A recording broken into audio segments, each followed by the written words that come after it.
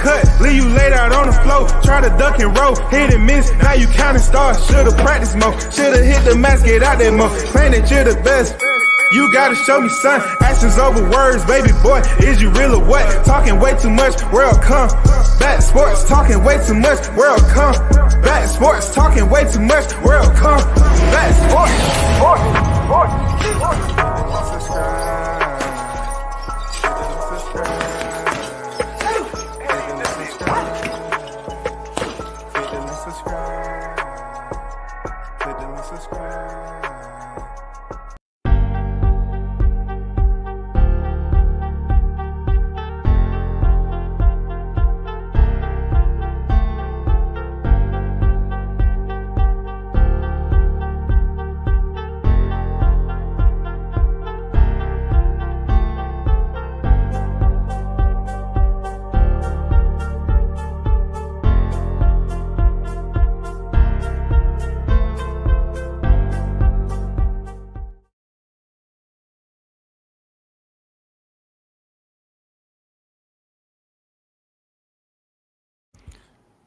First in the building, Dr. Paul is on deck. What's good with it, WCS? Just checking in. To smash the like button. It's 2:05 a.m. over here. Man, shout out to you, man. Shout out to the missus. Shout out to, you know what I'm saying, health and wellness and all that. Hopefully everything is going well with both of you, man. You know what I'm saying? The older age ain't nothing to play with. Real talk. You know, I lost my pops, you know, when he was only 62, you know. So hopefully everything is going well with you, man. Appreciate you pulling up. Toby Bartlett, salute to across the pond, the boxing fans. Internationally, global. We're global, baby. Salute WCS in the hottest chat in the YTC. We're global, baby. We're global. Keeping the grease hot for the best fish fry on YouTube. Yes, sir. That's how we doing it. But first, before I go any further, I got to give a shout out to the hottest chat in the MFing game. A-side, A-side, A-side, A-side official. No negotiation needed. Better know it. You already know, man. Arnold Brown on deck. Good evening, good people. WCS salute to you in the hottest chat in the MFing game. Ready to hear the grease pop. Yes, sir. You know what it is when you put that, you know what I'm saying? You let it marinate a little bit and you put that lime meat in there. That shit go crazy. That grease start talking a whole nother language, man. You know what I'm saying? People act like they never tasted fried lime before. You know what I'm saying? Fried lime. The ones that leave the pride taste different. They say the meat from a line that left the pride a lot more tender than one that's in it. The one that's in the pride run, the pride is much tougher than the ones that leave it. That's facts. That's super facts right there. Carlos Rosado is in the building. WCS salute, A-side official. Salute to the hottest chat in the MFing game. Salute to you, Carlos. What's good with it? I see you on deck. Jessica is in the building. Salute WCS in the chat. Salute to you, Jessica. Appreciate you pulling up on deck. Big shout out to y'all who pulled up. Man, so much to do today. I try to be consistent. You know what I'm saying? But I do have to, you know, take care of mom. You know what I'm saying? I have to make sure some things taken care of with mom. You know? So that's priority always, man. Big Blunts and boxing in the building. What's the deal, family? Sir, Blunts, the GOAT, is on deck.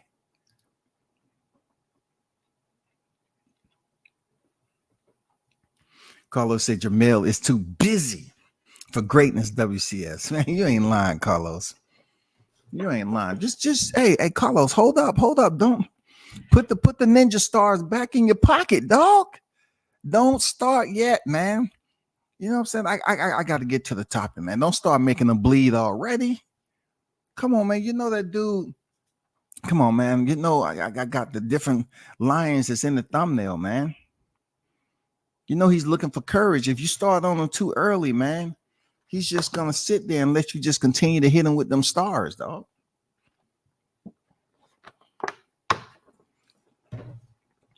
He said he's too busy for greatness. Samuel on deck. I see you, man, in the building. Salute W says, wow, the thumbnail is fire, bro. Appreciate you. Appreciate you. You know, try to tell a story as always. You know what I'm saying? With less Photoshop as possible. You know how I get down. Appreciate you, Mike.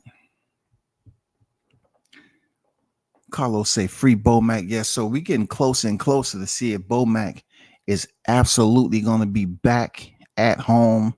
It's nothing like home sweet home, man. You know what I'm saying? No one wants to be in a whole nother country. You know what I'm saying? And they wasn't planning that trip. You know what I'm saying? They wasn't planning for an extended stay. So definitely ain't nobody trying to stay over there. I don't know if Toby been going up there putting money on his books or what, but if you right there in the area, Toby, he right down the street, and you could have called an Uber over there. You know what I'm saying? And you didn't do it, man. God damn. I thought you was global, dog. If Bomac come back and say, you know what? Toby put some money on my books. You know what I'm saying? He got me right. I just want to give a big shout out, let him know my appreciation. You know what I'm saying? He is absolutely international globally. Yeah. Even if you brought him some packages, man, some commissary, dog. Shout out to the wild dog himself, man. Captain Chaos is in the building. Shouts to the realest, truest chat in the game. Appreciate you pulling up there, Chaos, on deck.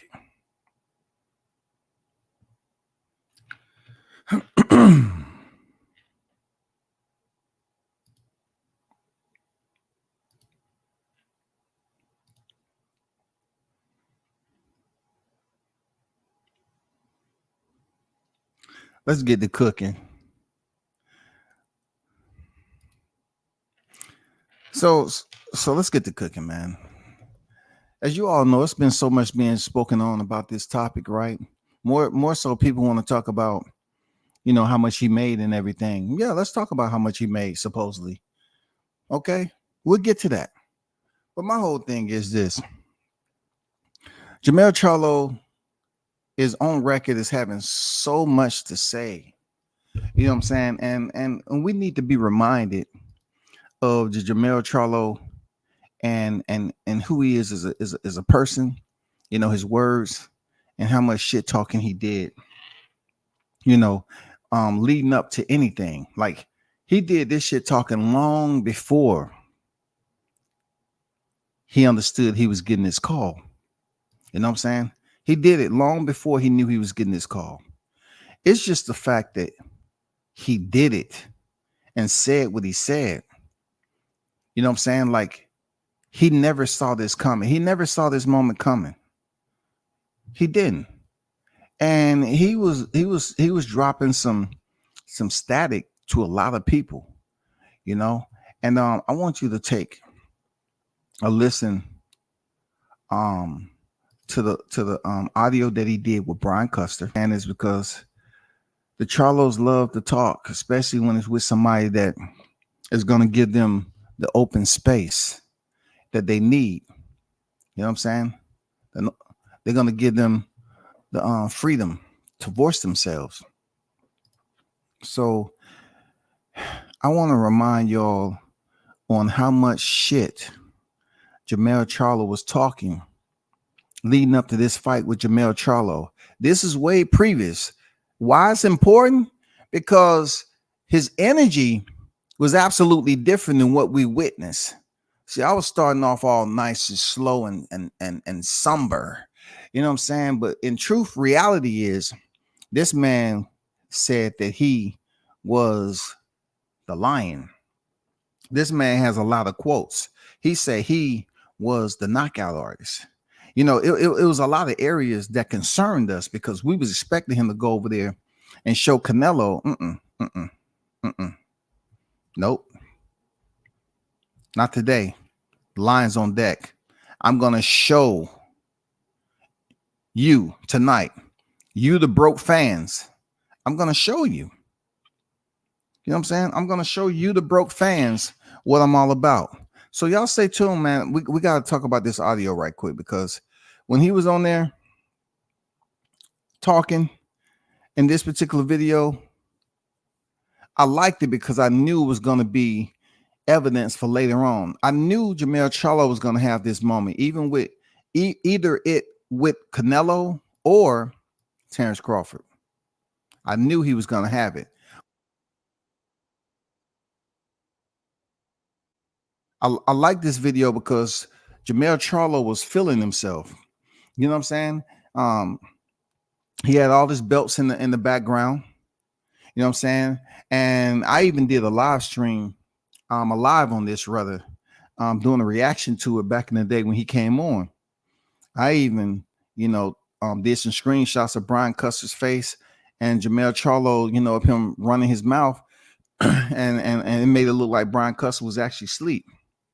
But he was in between sighing because it was hard for him to stay awake during this interview because Charlo was just talking the whole freaking time. Even though it's 47 minutes, I'm going to try to clip up some of this for you. So let me share this video with y'all right quick, because the reason why I want you all to hear this, because we did not see any of this. His energy, his aggressiveness, his intensity rather, was gone. It was tardy. You know what I'm saying? In the Marine Corps, we would call that Article 86. That's called unauthorized absence. You know what I'm saying? It was an unauthorized absence here with this lion that was supposed to show up and take down Canelo Alvarez. He needs to be held accountable for this shit, because we was disappointed, upset, irritated that, people up here pumping all this inflation into 2023, that we was going to get all these boxing matches. And finally, this comes out of nowhere. It wasn't the Jermell Charlo that we wanted, because he's been competing at 160, but it was little bro. I actually thought that it was the greatest time ever for him to get a fight that his brother never had, and to show that he was the bigger Charlo, that he can continue to add to his legacy, being that he was the current undisputed 154-pound champion. He could do that. That's what I thought he can do. I really did. I really thought he was going to be able to prove a lot of his naysayers wrong. I did, bro. I did. But let's get down to this. Let me get to this audio right quick.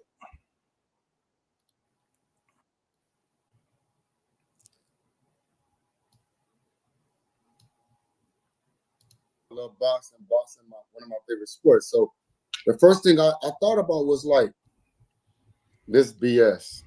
Straight up. Nothing else could tell me this is more BS than BS. But first off, they have a manager who's a trickster, a very, very big trickster. And he plays a game where he, I must speak up. I said, you know what, it's going to be all right. I got an interview with Brian Custer coming soon. And I'm going to let it all out. I'm going to let him know how I feel. So I'm not here to down or diss nobody. I'm just here to speak facts.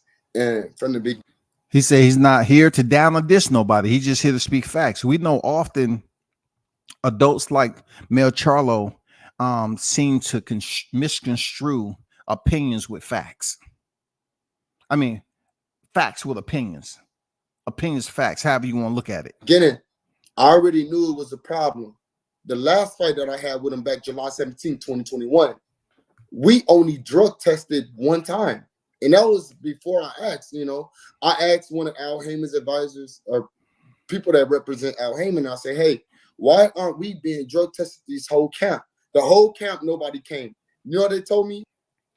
This is why I played this video. You have to understand where I'm coming from and how what my avenue of approach is. For a long time, people have been saying, and this to go, to the recent Victor Conte situation. A long time, people have been questioning PBC fighters on whether they clean or not, and why don't they do appointments, regular appointments, consistent appointments with drug testing. You know what I'm saying? People act like they're afraid to even speak on the PBC fighters because they're trying to be in bed with them. They're trying to sit up there and feed Al Heyman grapes and cheese and goddamn premium crackers and shit like that. All the damn fine hors d'oeuvres served with some white wine. You know, they won't speak about this. But Tom Crawford come over there, you know, the whole shit changes. But this is good. I like this because Jermell Charlo was questioning the same thing. Like, why aren't we getting drug tests? You know, shit is all over the place. So much to the point where the confusion is with the fighters. They say, hey, Charlo, you were supposed to request for that a month ago. Never have I requested for a drug test. Months and months go by. Rosario fight, Lubin fight, my whole career being #1 in the WBC. WBC, I'm mad at y'all because y'all said y'all a clean sport. And if anybody fight for y'all titles, y'all gonna make sure they protect it. You know, I don't care what they do. You know, I'm a warrior. I'm a lion. We gonna eat what we eat.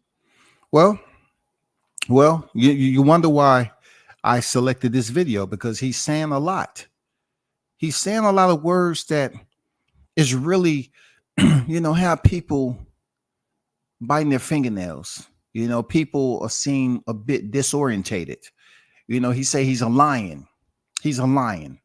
And certain lines that we used to see on National Geographic, Wild Kingdom, and all these other animal shows, they are extremely vicious. You know what I'm saying? They are extremely vicious. To see them locked down on them hyenas, that's their nemesis, and seeing how they have broken or you know, broken the backs, crushed the backs, the spinal region of these hyenas. You know, they're brutal. But this lion was different. I think this lion had a cast. The Tin Man, you know what I'm saying? The Scarecrow, Dorothy, and Little Bitty Toto. I'm just saying. Sometimes the blood ain't as good as we want it to be, but you know what? I want a fair shake in the boxing world. I'm very upset. I'm hurt. But if your bicep, and it's the right bicep, I'm fast forwarding. Pull up things because I gotta stay artifacts. You know, me watching Brian Castano steps in the ring for their family is doing what they can. But when you know the risk is very high and your reward might be a little bit low, you'll try to find every type of way to take an advantage, you know? And if you can't beat me that way, you'll try to beat me this way. If you can't beat me that way, you'll beat me this way. So he ain't taller than me. The reach ain't longer than me. We the same age. We weigh the same. I'm literally, you know, thinking logical, you know? And so I'm losing my mind trying to figure it out, and that's why my coach said, "Don't believe in the conspiracy theory, but I'm believing like a warrior. I'm believing like a real lion in this situation." He believing like a warrior. He's believing like a real lion, y'all. This is why I had to play this audio, because this is a priceless interview, because Charlo energy was through the roof. His confidence, I mean, on a whole nother barometer. He's just talking. He's a line. He keeps on reiterating to y'all. You know what I'm saying? Y'all need to pay attention, man. I think some of you are not paying attention to Mr. Professor Charlo here. He's telling you that he's a lion, regardless of what y'all believe he was when he stepped in there with Canelo. You know what I'm saying? The domesticated kitty cat. You know what I'm saying? He's proven to you all prior to that he was indeed the lion with the mane. So it's like I don't believe he did PD, and if he did, he's gonna. You could take steroids for 6 months, 6 weeks, and let that go through your system.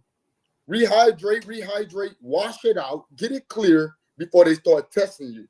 I asked to be tested more than once in this situation with Brian Castano. I've spoken out about. Let me fast forward. The weight. He's gonna be hard to make this weight. He's gonna drain himself.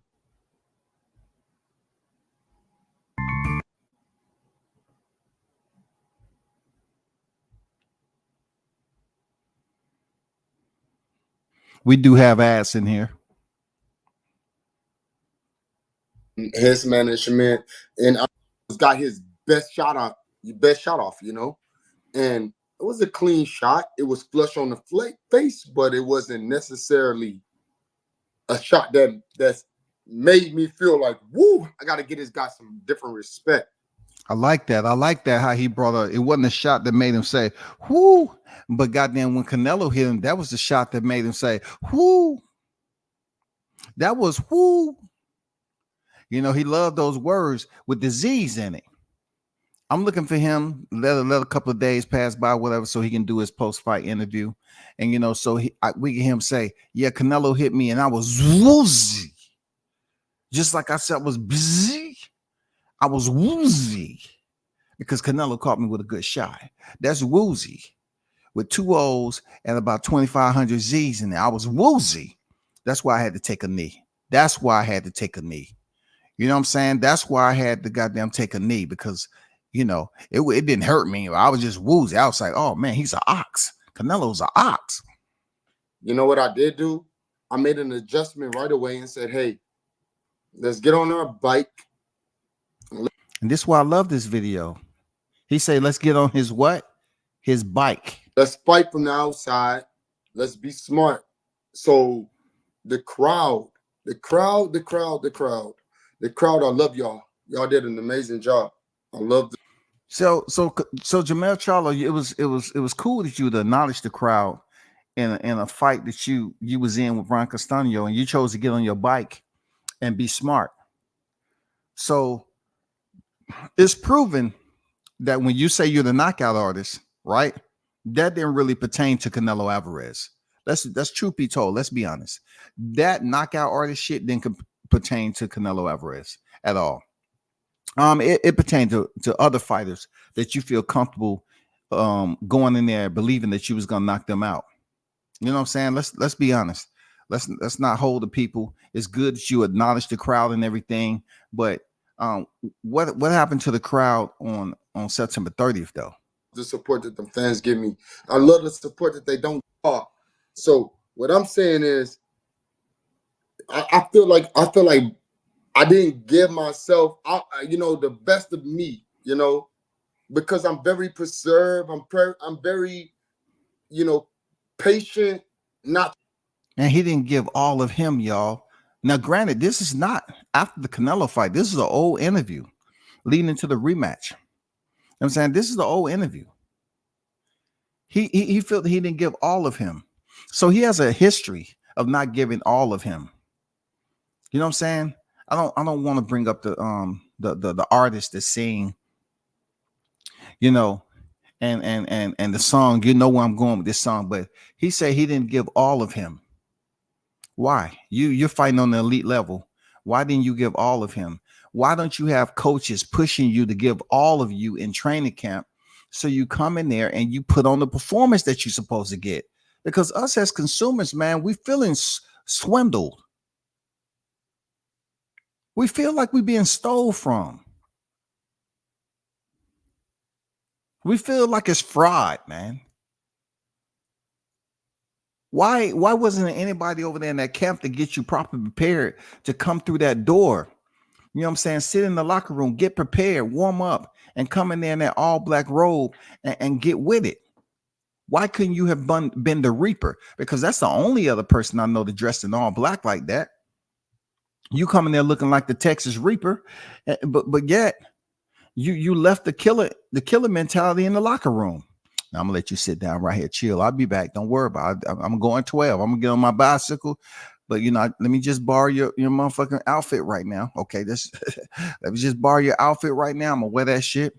I appreciate you, dog. I got you. I'm getting paid $20 million for this motherfucker. Now I'll be back. I'm trying to just go crazy. This the fight that I think that I want to get tired, to push myself as I can to get tired. I feel like I didn't do enough. He had his spurt of the moments where he threw punches, but you got to make smart decisions. Do you go in there? Do you hit him? Do you try to throw a combination and trade with him? Or do you get back on the outside and outsmart him where he can't? He's not athletic like me. He's not athletic like you, Jermell. For real. Like, you got to be a smart fighter. Jermell said you got to be a smart fighter. Do you get on your bicycle and pretend that you are, the year is 2024, and you have did everything, you have basically placed in the worlds, you have made the U.S. track team. Do you believe that it's time to be a runner and a track star, and box smart? Hell, don't even box at all. Just move around. Don't let your hands do anything except post up on your body. I mean, we really at this point in time heading to the holidays. You know, us as fight fans have better. I mean, I'm talking about high expectations of this shit. And what you did in the ring, man, we didn't see this shit you talking about. We do hear you. We hear you, right? You're very vocal with your banter. We hear you. You keep reiterating, fighting smart, moving around. So all this time you've been exposing yourself and letting us know that you are partially a foot out the door, willing and able to become a track athlete. We seen it. You know what I'm saying? You've been letting us know all the little subtle, hints and everything that you really thinking about retiring from boxing and going over there with Noah Lyles, you know what I'm saying, and some of the other guys on the U.S. track team, and really try to get in that 200, 100 meter, or even a 4x400 relay. You know what I'm saying? Because you ran for 12 rounds. I mean, you definitely can run a whole full lap of 400 meters. You don't have the athleticism to move around the ring and box and punch at the same time. And you come back and let Brian Castano judge you. And then if you ask him at the end of the night, he making complaints. If anybody was going to pull out of a fight, you know it was going to be me. I was sick about 3 weeks ago. Argentinians. Now, I don't know if I'm going to do it at 160. I don't know if I'm doing it at 154. But right now at 154, I'm that guy. And I've been here domaining for all of these years. It's time they put some respect on my name in the boxing world. And I'm going to stand up for who I am. And I'm going to stand up. The reason why I made sure I bookmarked this moment, because Jermell Charlo say he's the man at 154. It's time to put some respect on his name. He's been pretty much dominating the division. You know what I'm saying? Like this temperament that Jermell Charlo shows, you know, he was really feeling himself. And I think is pretty much encompassing who he's fought. Those individuals he didn't have any fear of. You know what I'm saying? Tony Harrison proved that he was a much better boxer than Jermell thought he was. He went in there and took his title. It really broke his heart. So when he came back, he had that killer mentality. He had that lion. You know, you look at the eye of the tiger that was in his eyes. You know, it don't line up with the lion, but he had the eye of the tiger when he was fighting Tony Harrison. And I give him that. He was locked in, focused, and he wanted to get that title. But you got to keep that motherfucking lantern burning, bro. You got to keep that shit burning, bro. Not just going around here trying to dump kerosene on everybody and burn them up just because you want to spark up attention all the time. We're talking about the intensity level, Charlo. You say you was the guy. We're talking about the intensity. You know what I'm saying? You want to be considered one of the best fighters of the world, in the world. You're giving us all the audibles, right? But the shit haven't been adding up as of late, especially when it came for you stepping in the ring with the biggest fighter of your entire career. You let us down, man. You know, you let us down big time. And I would just absolutely just put it out there in neon lights that you sold out, bro. You know what I'm saying? You sold out, and you pretty much, like my thumbnail said, it speaks for itself. What does the thumbnail say? You tell me, Charlo. You tell me. Quit the pride for the culture. That's what you did. Quit the pride for the culture. You became this picture, this lion that was in the picture, posted up, postured. You know what I'm saying? Letting everybody know that he is in charge of the land and he's running things, to the freaking lion that's skipping down the yellow brick road with Dorothy. And goddamn Toto just shitting everywhere and pissing. And you know what I'm saying? And he got more heart than you. Toto ended up having more heart than you, goddamn it. You know what I'm saying? I mean, goddamn, it's just all fucked up, bro. It's gonna take a long time for this shit to heal. You know what I'm saying? Not you per se, but to the fans there, Charlo. Because your numbers, you and your brother did, pay-per-views, and it sucked. And then you finally get a shot at Canelo, and people want to come out here with all these damn exaggerated numbers. Talking about y'all did 1.1 million. In what freaking society? In what planet? Is this Total Recall? Are we staying on Pluto or Mars? Is motherfucker burning up when they come out and don't have their oxygen? I mean, what the fuck are we talking about? Are we talking about Earth? Are we talking about Earth? What the fuck are we talking about, man? It ain't no way. 1.2. Rick Glazer, I'm gonna believe Rick Glazer. Rick Glazer said it was a little bit over 500K. I'm gonna believe Rick Glazer. Real talk. For what I represent. Now listen, I sure wish I could be the guy to fight Canelo. Canelo, come to 158. That is. He said he sure wish he could be the one to fight Canelo, y'all. That's why I love this interview. He was feeling all of that Texas tea. He say, I sure wish I can fight Canelo. 2 Charlos and a Spence were calling out Canelo. He wanted Canelo to come to 158. That's what he said. He thought Canelo would appease him and drop below a division he had already left. He would come in at 158, 2 pounds at the 160-pound limit to face him, and he ain't did shit. I can easily make 158. And I'll put a boxing lesson on him just as great as Floyd Mayweather did, the great.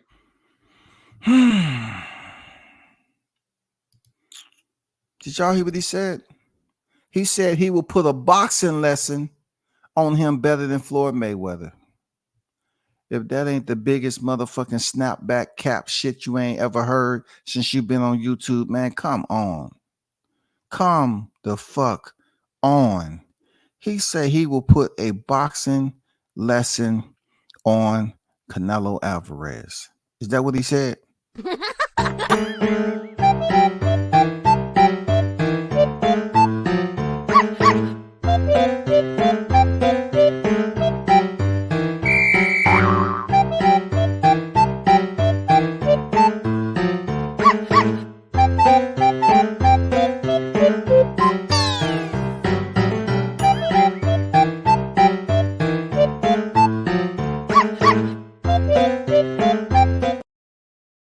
Madness, man. Did you say you was going to put a boxing lesson on Canelo prior to you actually getting the call? Did you understand? I know what it is, Jermell Charlo. Let me prognosticate in hindsight. That's not even possible. But let me attempt to predict or assume what you meant. You thought that opportunity was never going to come. You felt that it was going to pretty much be good for conversation and dialogue, with Brian Custer to make it sound good. You never seen yourself getting this shot. You never seen it. So it was okay for you to speak on it. It was okay for you to be garrulous and just talk recklessly. You know what I'm saying? Because you didn't have any confidence that this fight was actually going to be calendared. You never thought your name would be on the docket for Canelo Alvarez, bro. When Al Heyman told you to drop by the office and when you came up there, he was up there cooking some hibachi lamb. You knew what time it was. When all them people standing around with candles and they was dressed in black robes and you smelt that lamb cooking and Al was up there, he had his goddamn robe on too. And you was taking this, oh shit, Al, that's the first time. Why are you cooking indoors? What's wrong? And why you didn't take the fur off the lamb? You cooking it with the fur on? Why everybody, I can't see their faces, but they're holding candles. Why? Because you was a sacrifice, nigga. You knew you were when you got that phone call from Al Heyman. You knew you was a sacrifice. You came up there and you knew the fur was burning on that lamb. You knew it. You smelt it. You knew what you was there for. You was the next in charge. That's why Al gave you your robe and y'all went through that ritual and ceremony that you was about to go ahead and sell yourself out. You know what I'm saying? I really want to know if you got 20 million or not. I'll be hard pressed to believe deep down inside with every fiber that you got 20 million. If you indeed got 20 million, brother, for that performance, I need to know where the money came from. If they're throwing away money like that, I want to get me. I want to get the hottest chat in the MFing game. And we need to goddamn schedule a trip to go to wherever that tree is with some big ass hefty bags and load up. We are taking a trip. Yes, sir. We are taking a trip. If it's a money tree around here and people just giving away money like they gave to you, we definitely putting that shit on the schedule.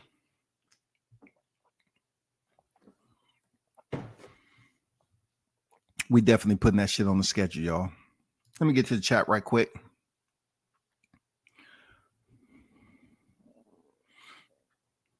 Some say Charlo is too busy to fight back too.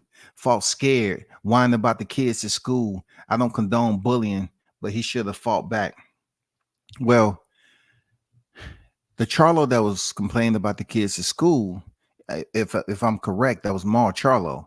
I didn't hear anything about Mel Charlo. You know what I'm saying? That was Mar Charlo complaining about his kids being bullied because his brother lost. So, you know, that's where I'm at with that. Carlos said this fight was so disappointing from the lead up to conclusion that Jermell performance or lack thereafter a more buzz than the entire press run. It was pitiful, bro. I mean, the degree of disappointment is unbearable. You know what I'm saying? It wouldn't be that bad if he wasn't talking so much shit. But he had talked all the levels of hype. He would talk that hype up. He had talk, and people was actually believing it. You know, they was drinking the Kool-Aid a little. You add a little bit more sugar in that motherfucker. Yeah, a little bit more sugar. I'm from the South. We like to see our sugar in the bottom of the container to make sure it has enough sugar in that motherfucker, because, you know, that's what we do. You know what I'm saying?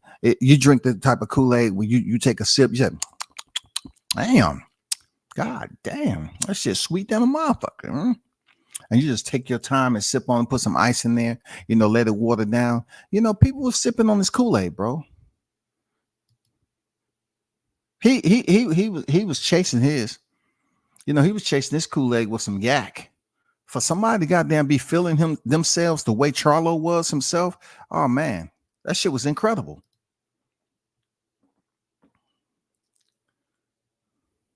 Don Vaughn on deck, what's good? Damn, Carlos is still with the ninja stars, bro. He said the liar's den. Damn. Somebody has pissed Carlos off over there in Texas. Seriously. Don Vaughn on deck. Salute WCS and the hottest chat in the MFing game. Yes, sir. We on deck.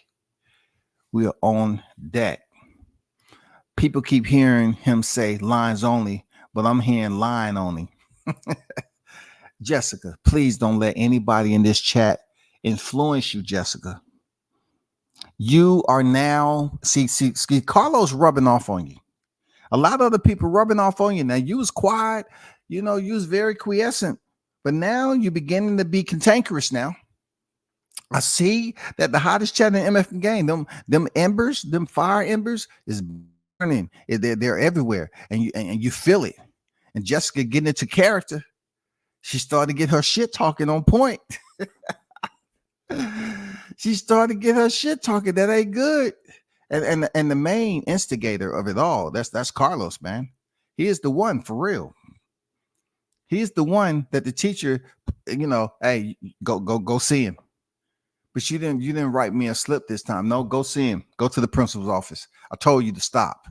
And you're not getting lunch again today. Lions in a circus, man. Y'all are out of control, man. Seriously. All you haters in the background watching, make sure y'all hit the like button. Yes, please do that. Please do that. Absolutely. Please do that. You know, I mean, I didn't see it at all. Now, I don't understand what they got going Well, on, but just, you know, pay me my bread. My brother could fight him in 160 and whatever the case is, and all these other guys. I'm the 54 champion, baby.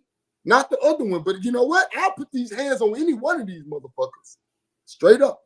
let's talk about that because, you know, obviously you got the fight with Castano, and you said that you want to be the undisputed champion. So you feel at 154, that's the last line of business for you before you think about your future, whether it's moving up or what have you. But yes, you alluded to it. But Crawford already said, hey, look, Errol Spence, I've been wanting that fight for the longest. If he don't want to fight me, then I want to fight Jermell Charlo, Brian Castano winner. What's your take on that? How about he do what's best and go fight Errol Spence then? Shut up, take a little bit less money, be quiet, humble yourself, and fight Errol Spence, a stud. Do what he say, and then you might be the challenger sometimes. These people. See, this is when I say that it's some shit that's going on above their shoulders, internal to their cranial cap, that's haywire. It's some shit that's not functioning correctly. I want to say that it's not a webmaster there to configure this shit properly. People are not paying attention to the way the database is supposed to be run. And he gets up here and say all that slave talk, be the challenger.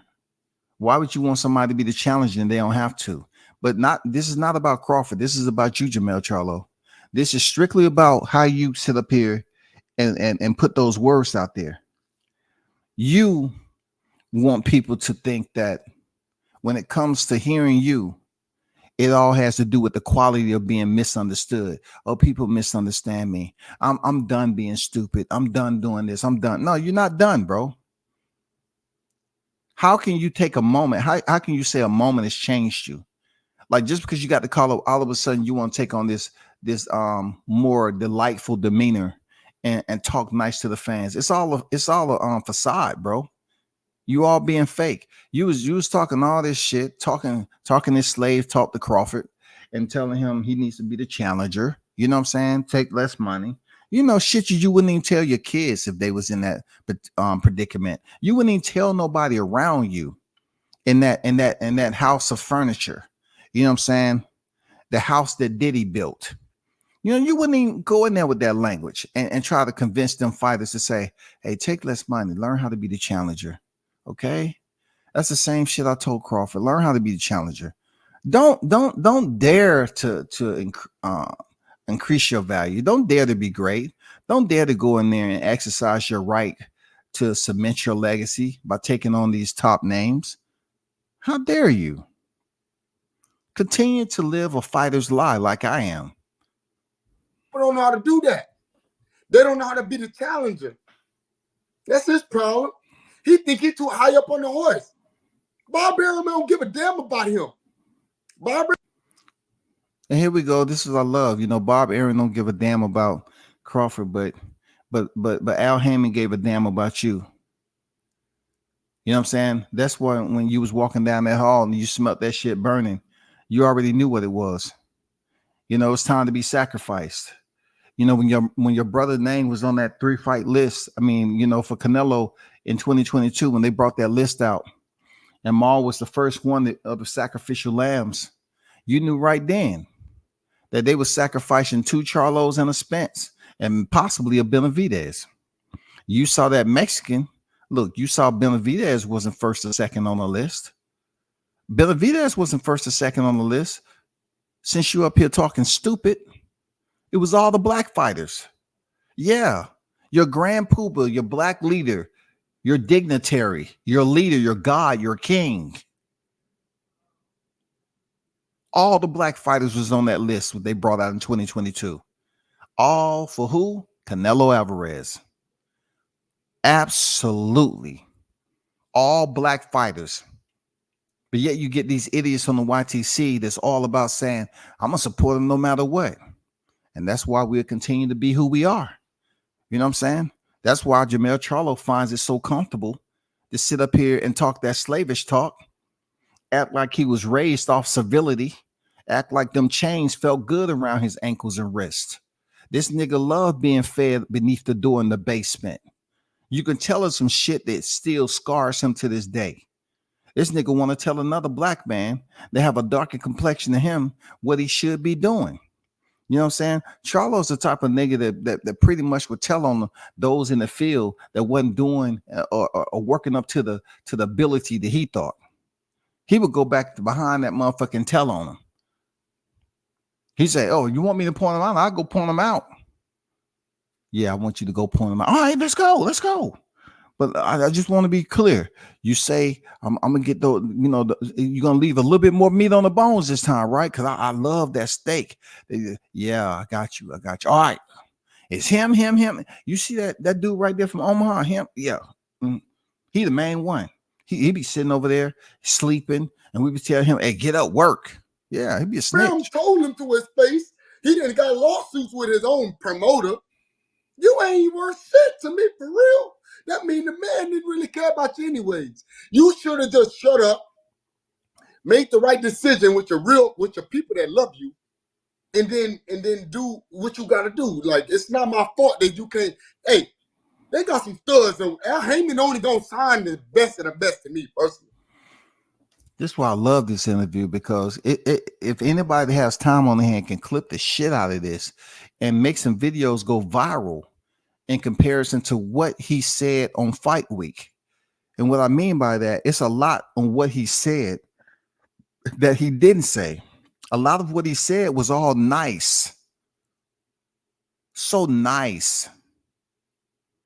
Sung Freud. He didn't really want to get out of pocket. He didn't really want to cause any friction. He wanted to compliment Canelo Alvarez. But yet he's saying that Al Heyman has all the studs over there. The studs.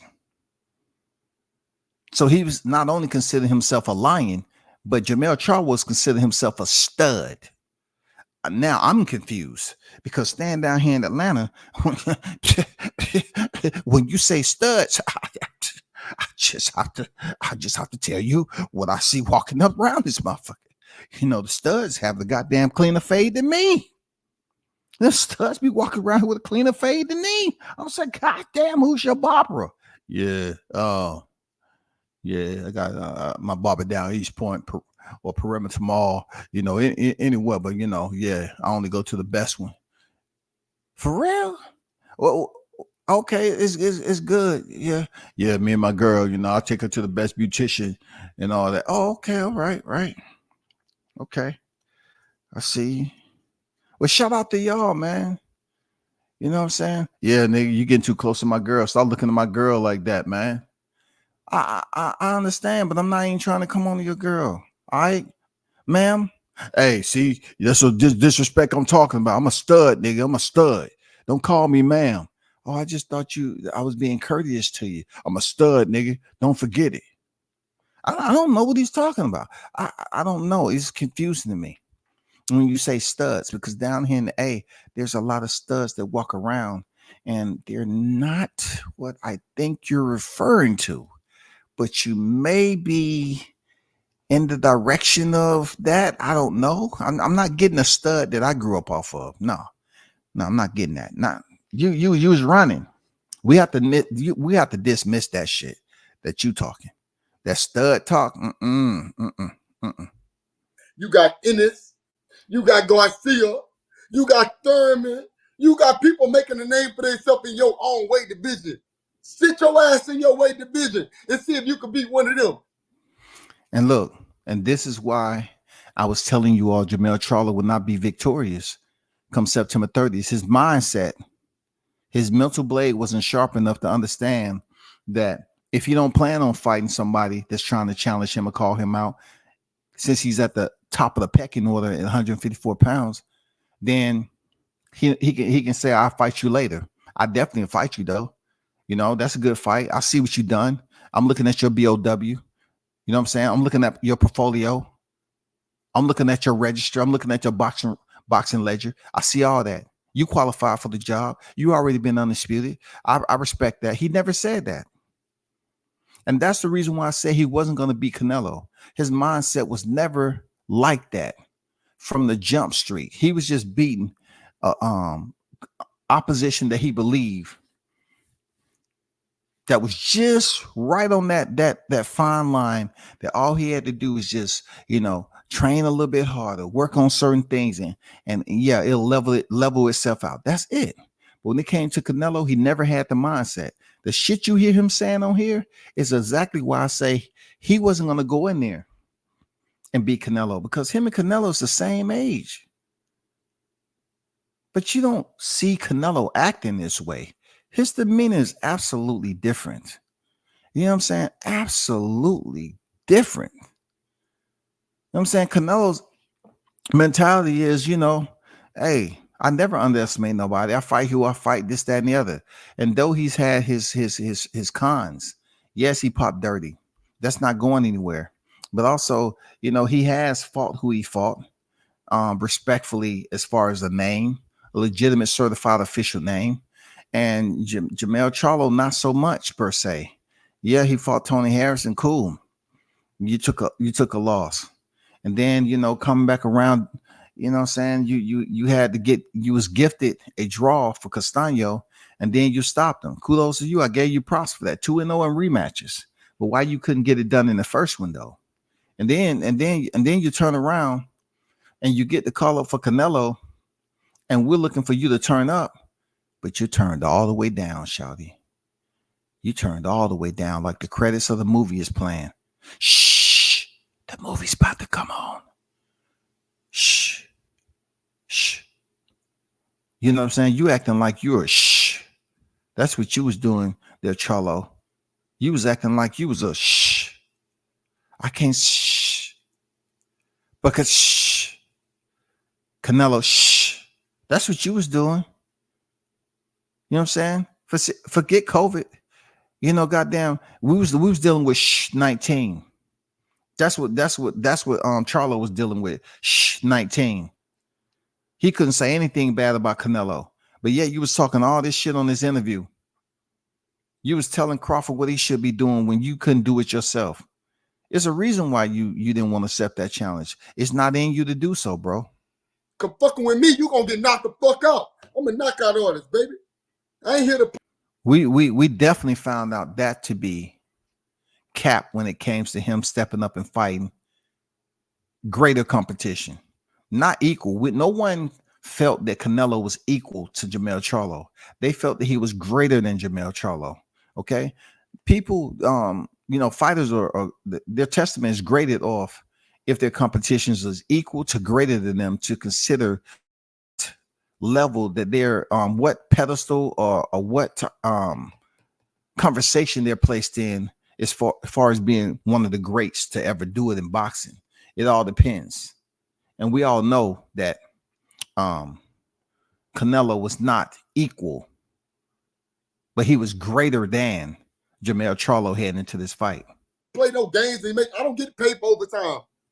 So it's cool, run around with your family and love your family, bro, because this is how we doing it for. We're doing it for our family, but I take it all personal. This is a personal sport to me because I'm the only one in that ring. When I 68. Now listen, we know that he and Canelo were trying to work out a fight, but it appears that maybe Canelo is going to do the Bivol and then maybe Triple G again at 168. Do you think the future for Jermell is at 168, whether it's Benavidez, whether it's Caleb Plant? Do you think that's his future at 168? Well, I know my brother need the best fights for him right now. It don't look as interesting as 154 and 147. But how about they split that same contract with the other guys? Be your free agent that you are, accept one fight deals, go on and move on with your life because you never even know what's next. Why you want to accept 10 fights and 5 fights and 4 fights? You already the king of your division. You the undisputed champion at where you at and where I'm trying to become. I'm not accepting, and when I become that way, I'm accepting that same money for a 1 fight deal.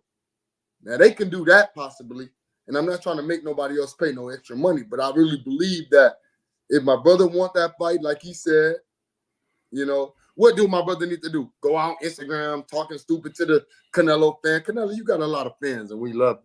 We love the fan base you got. You ready? It's just funny how Jermell Charlo can say he loves Canelo fan base. But have you heard him say he loves his fan base? Or do he not see where that fan base can possibly be located, or where his fan base resides? To be honest, you're saying that you love the Mexican fan base, which obviously don't embrace you, because there's no connection that you bring for them to respect you as a fighter, your fighting style, or what you've been able to accomplish in your career. Maybe if the Mexican fight fans or whoever look at you as one of those fighters that they consider, hey, okay, he's a future great fighter. He will learn how to navigate himself through these waters to where we can put him on top of that pedestal and have him in the conversation of great fighters. But you haven't did that yet.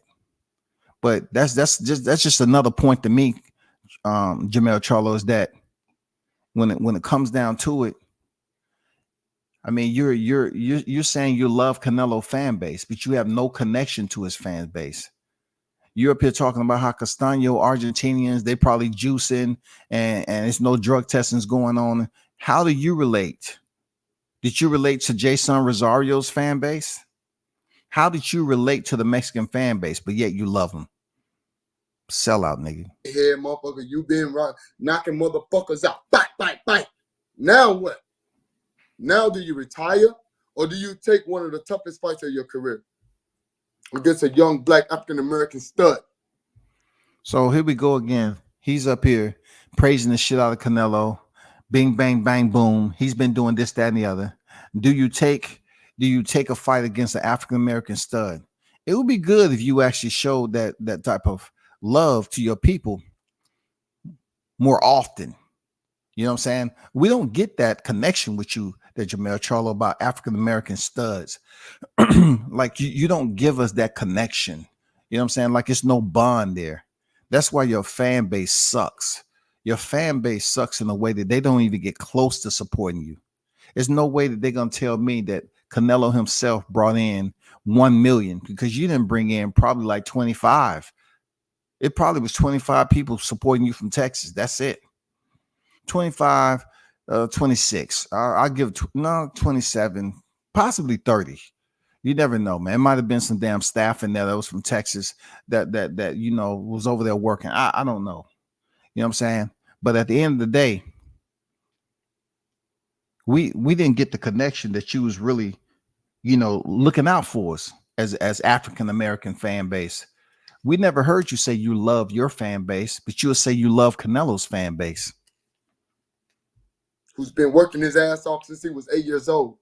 Do my brother put it out on the line then? So if not, then come see me. I want some smoke. I want it all, baby. So I'm trying to spend my time with you, Brian.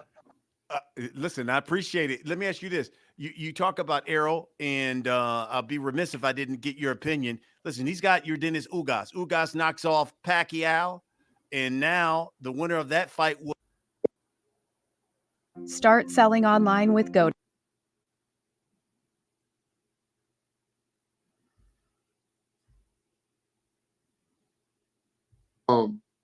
Man, y'all, hey, yeah, it's just the rule of boxing. Now that in this motherfucker, he can fight. He tough, but he got to make his name for himself. He got to keep building himself up. He a stud. He can go. He can fight. We just got to see a little bit more from him.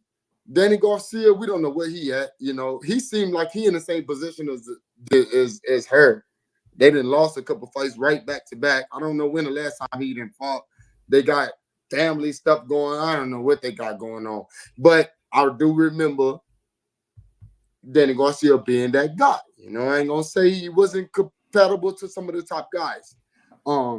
Making 154 where you think it's light at, you gotta get in line, homeboy. They ain't forgot they gotta get in line for him and all of them. They gotta get in line. I'm not finna just, oh yeah, because you was once that guy at the division. You can't just, man, look, hey, I make the decisions for myself. And I don't feel like if it's right, it ain't right. We're going to try to make the best fights happen where the fans can come out and the fans want to be there to see the fight happen. So he ain't on my horizon. I got Brian Castano. That's gonna be dope. You know what I mean? To me, Brian Castano number 2. I want to see it happen. I want to see what myself is capable of. I've been grinding so hard, so I never stopped grinding since the last fight. I let myself down July 17th. Now I didn't stud up to the plate. I feel I'm very capable of. Hold up. You say you let yourself down July 17th. That tells me that the furniture store that Diddy built, this type of fragmentation has been going on for quite some time. You know, they talk about kids and basically spray cans and stuff, how they be getting high of these paint bottles and cans and shit. And I'm thinking to myself, is it possible that pledge can pretty much render the same results? I'm not too sure about that, but medically they do put out some fumes. And I'm trying to see, because look, Charlo, the people want to see if you can parse. You know, if you ever want to be great, can you parse the difference between bravery and bravado? You're on here talking all this bravado. But are you able to separate the bravado with bravery? Are you brave enough? Just because you step in the ring, this is your profession. But did you have enough bravery once you found out you was taking a fight? Did you go into training knowing that this is the mentality I'm going to have? I'm going in there to leave it all in the ring. I can't agree with that. I can't force myself to agree with that. In my sobriety, you know what I'm saying? Or my inebriety. And that shit's probably not even both words, but it sounds good. You know what I'm saying? If I'm sober or if I'm drunk. I can't force myself to say that Charlo knows the difference between the parsing the bravado and the bravery, because you didn't show that you was brave in there with Canelo Alvarez. You know what I'm saying? You are considered to be a world-class fighter. You made it to the championship level. You was absolutely undisputed at 154 pounds. You would go down history as the first to do it in that level. Okay, cool. On that division. Cool. But when you're talking about elevating yourself to the great, when you're doing press tours and you're telling the people that, hey, we're legends. Hold up. Here we go again. Clueless braggarts once again. You said we? Okay. We mean more than one person. So since you just mentioned on here that, yeah, that's what we ultimately doing it for our families. We don't. I'm the only one getting in the ring.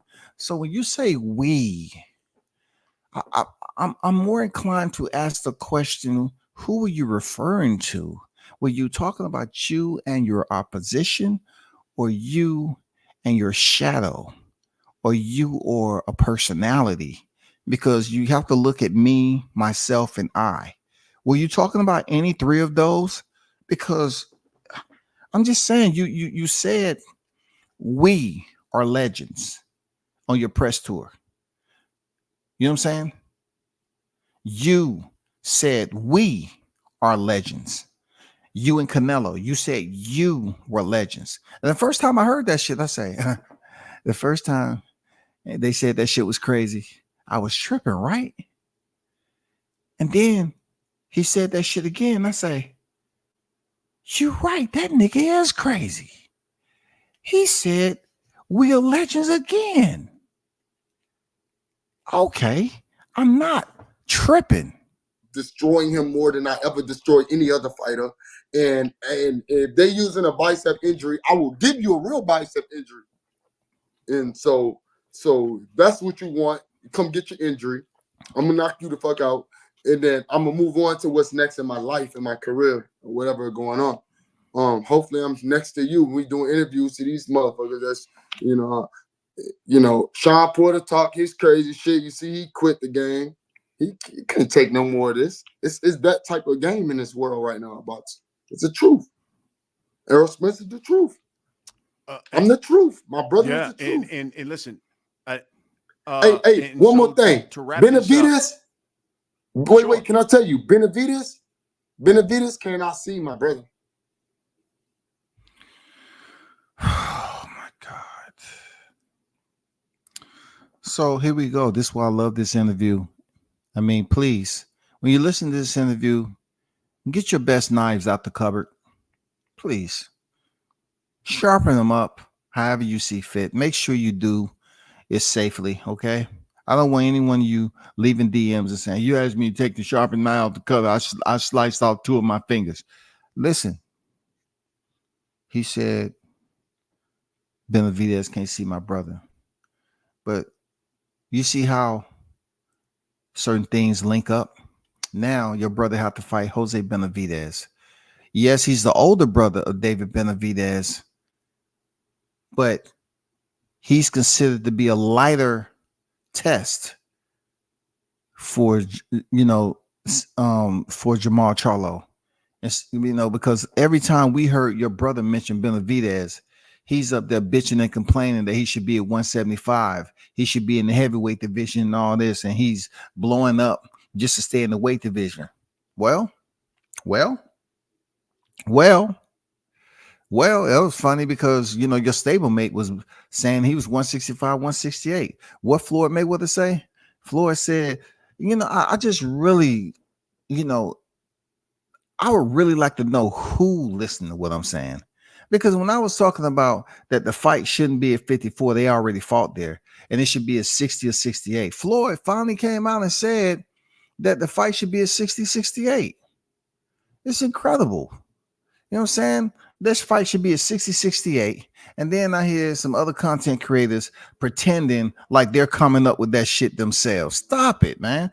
Why don't y'all have the integrity just to say, hey, this is the deal? You know what I'm saying? Give WCS his credit. Don't try to act like you came up with that bullshit in your boxing. You know what I'm saying? Your boxing compass doesn't coordinate like that. But at the end of the day, when it comes down to Jermell Charlo saying that Benavidez can't see his brother, now you're getting the older brother. Now your brother Maul has to go in here and look good. Why? Because for so much time, the aerosexuals, the pro PBC channels have always discounted Jose Benavidez when it came to Crawford. You know what I'm saying? When it came to that conversation. Now, the same fighter who has since, lost to Danny Garcia, and also he was on Creed. You know what I'm saying? He lost. He did win, but he ended up losing on Creed. But it's the whole point I'm making. He was on the movies along with Terrence Crawford and a plethora of other faces. Now he gets Jose Benavidez, the older brother of David Benavidez. Your brother better win. Your brother better win. That's all I'm saying. He better win. Really? I believe that's a very great fight right now. Benavidez and Caleb Plant for my twin brother is what to bring back that Charlo hate that they've been giving us. So Jermell likes the Charlo hate for some reason. But the hate is not building up your pay-per-view numbers. It's not expanding your fan base. It's not giving the people any type of preference on how they want to support you. They don't have any options when it comes to you all. Real talk, they don't have any options, man.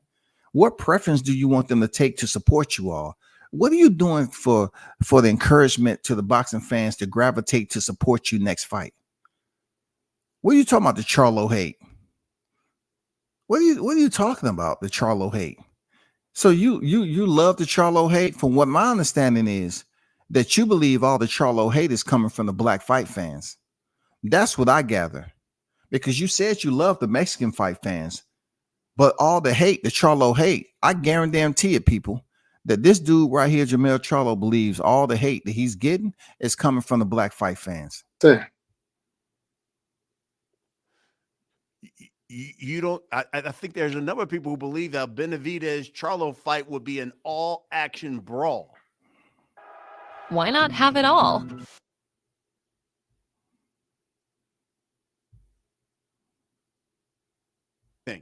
Well, I like Benavidez' heart. I like his style. I like how he relentless on his punching. Did you say heart? Did you say heart, Jermell?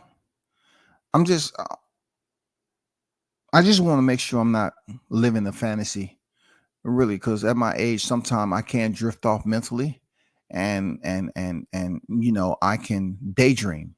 I can find myself as if I was absolutely on the yellow brick road with you with Dorothy. Real talk. I can put myself there.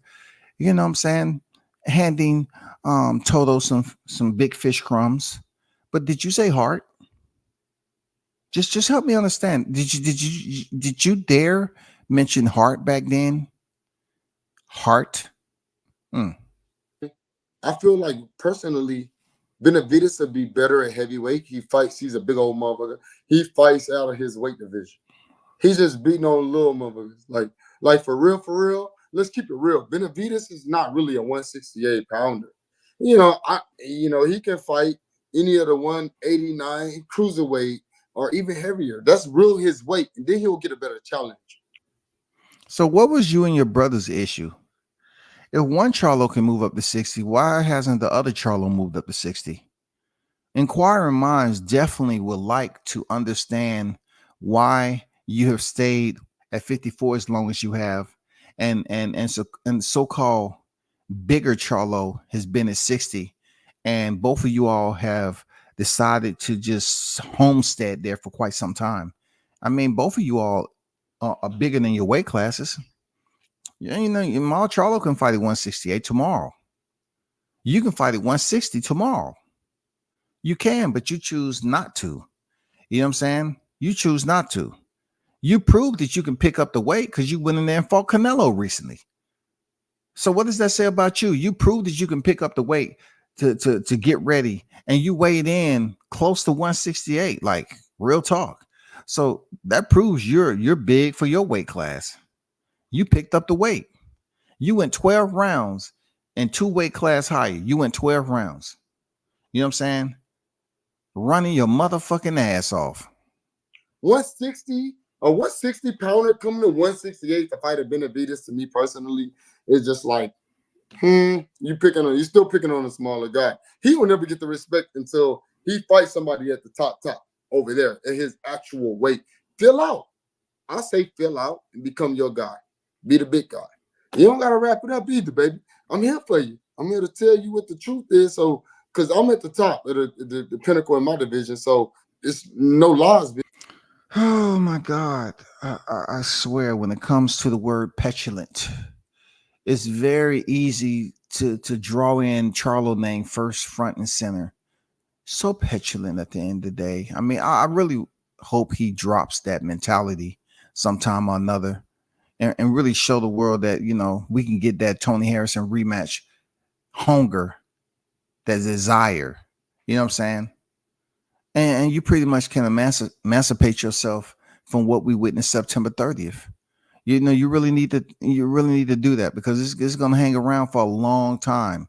This shit is gonna be lingering around like vapors there, Jermell Charlo, because you look like you just didn't have the heart to stand in there with one of the best fighters. And you love his fan base. Not only do you love his fan base, you love him too. You kissed his ass the whole fight week. And as black fight fans, yeah, a lot of us feel some type of way about that, because you talked all that shit and you couldn't separate bravado with bravery. Why you couldn't add them together? I got both. No, you separate them. I'm just gonna handle the bravado on this side, and I'm gonna leave that bravery shit around, because that bravery shit mean I gotta go in there and goddamn, you know, I gotta let my skills pay the bills, and my skills didn't even show up. You know what I'm saying? My skills wasn't even nowhere in the building. Being told, I'm only speaking the facts of what I believe, but Benavidez is a great fight for my twin brother, because, you know, that's another, hey, you got to move your head, you got to box, you got to stiff him, hit him with some hard shots, and maybe knock him out, so we don't get the crowd involved. You know, you got to, right now, for people like me, Earl, all of these fighters, you know, black African-American fighters, we have to fight past the crowd right now. This is the year of 2022, and we have to fight past the crowd. Well, African American fighters, we're about to approach February in 3 months, and you know, at the end, we're a little bit more than 3 months. Jermell Charlo is trying to be a black leader, an activist. He's telling you, as black fighters, y'all have to fight past the crowd. That is the placebo that you was looking for. That is absolutely it. That's how you get your pay-per-view numbers up. You got to fight past the crowd. So let me ask you this question, Jermell Charlo. September 30th.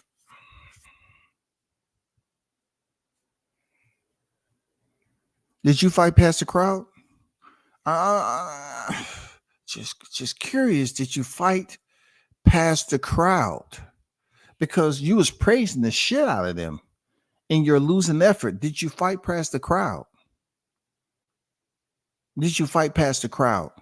As I asked several times, did you fight past the crowd September 30th? What would a Charlo Caleb Plant fight look like? A wash. My brother knocks him out. Then they're gonna say, "Oh, you just knocked out the same guy Canelo knocked out." Like, what would we say? We would say, "Yeah, okay, Canelo destroyed him already." So then Caleb Plant can box, he can move, but you know what? Caleb Plant, Benavidez. Caleb Benavidez is too big. It's like, man, tell him to go to 160 and be the champion and fight. Tell Caleb Plant go fight somebody else. To me, he's not as much of an interesting fight. He's just all the excuses, all the whining. You know what, Jermell Charlo? One thing I can leave you with right here: you are the master of your reality. You're absolutely the master of your reality. You can sit up here and say all this shit and don't take any type of reserve, you know what I'm saying, prior planning, being proactive. You really need to look at it like that. Like, let me think about what I'm saying first, because this is always going to be up for discussion on this social media platform. So I need to really pay attention to what I'm talking about. But you're the master of your reality, buddy. You're the master of your reality. And usually when the word master is used, that means you're on top of or in control of. You're basically delegating. But yet we didn't see that September 30th. You showed that you was a cowardly lion, period. You chose to run away. You chose not to give us what we was paying our money for. We was looking to see if this actually shook up boxing. Think about this, Jermell Charlo. And I know, the pro Spence fans, the pro PBC channels are going to send you the link. I know they are. But listen to what I have to ask you, Jermell Charlo. What are you going to think when Naoya Inoue becomes the second fighter to become undisputed in 2 weight classes, when you could have stood right behind another African-American black stud, as you call him, and became that guy yourself? What are you going to feel deep down inside as far as you just blowing that up in smoke? You just burning it down by giving minimal effort to go in there and run around the ring for 12. How do you know you're about to give up your spot? I mean, how do you feel giving up your spot to the Japanese fighter Inoue, who's going to be the second fighter to become undisputed in 2 divisions? And you have since just blown that opportunity.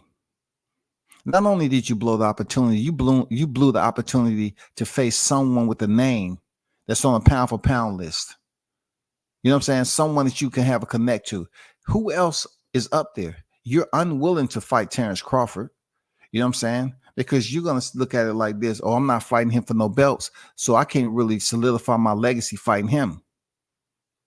But you just had the opportunity to basically elevate yourself to a whole nother stratosphere by going in there fighting Canelo and coming up with a game plan that is a curriculum that people can look at and say, you know what?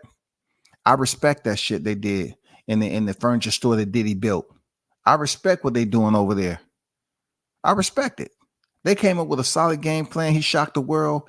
Now he become the second fighter ever to become undisputed in 2 weight divisions. Now you're going to pass that and gave that slide up to Inoue when he steps in there and fight for undisputed. I'm just throwing that out there for you for the holiday season there, Jermell Charlo, because you love, trying to balance out bravado and bravery. You look at it, both of them start with a B, but really they serve their own purposes. They do, especially when it comes to splitting the ropes, going in there and solidifying your legacy, brother. A lot of people want to see bravery, especially if you love the Mexican fight fans. The Mexican fight fans love bravery. They're going to give you the bravado with the bravery. Absolutely. They're gonna give you that. That's how that science worked for the Mexican fight fans. You didn't give that. They would have rather you went out on your shield with Canelo Alvarez, and they would have respected you more whether you give him all that damn respect, running for 12 fights, and then you have people up here talking about, what did you expect him to do? At the end of the day, he still stepped in the ring. Wouldn't you step in the ring if you was getting paid that much money? It's a difference. If you're up here been talking shit about Canelo, you didn't believe in his skills and all this other time, and then people say, okay, finally, we get to see one of the Charlos fight Canelo. And then all you did was stay puckered up. You make sure you have the best lip gloss on, and you stay puckered up the whole time.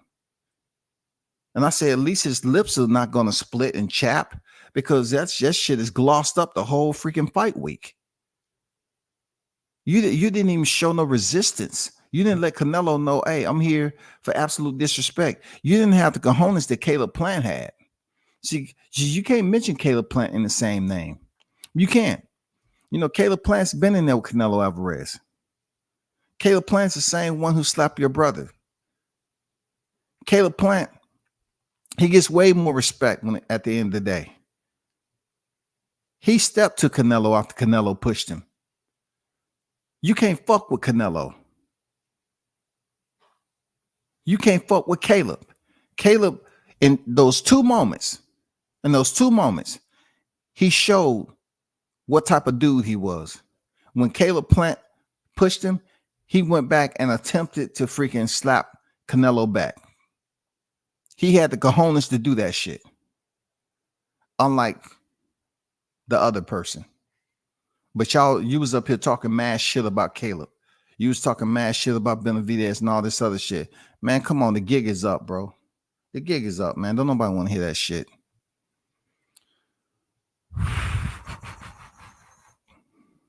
Al Heyman has advisors. So an advisor is being advised. Do the advisors get their advice from the advisor?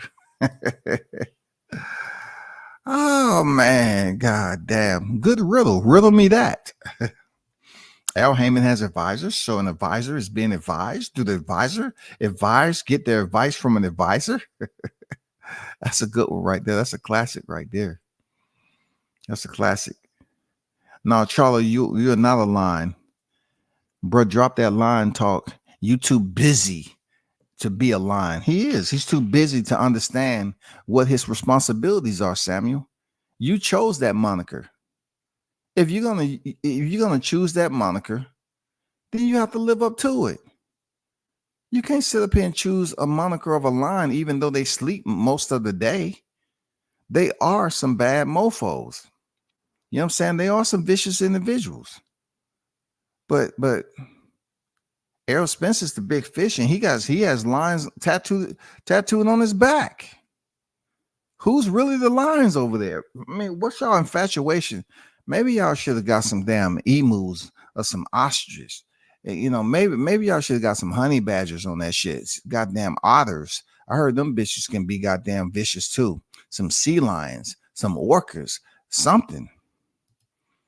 Y'all make me seem like y'all had a bad damn field trip to the damn local zoo or something, or the aquarium. Y'all seen some shit in there that made y'all say, okay, this is what I want to be right there. I want to be that lion, because ain't nobody fucking with the lion. Yeah. Lion just sitting there sleeping.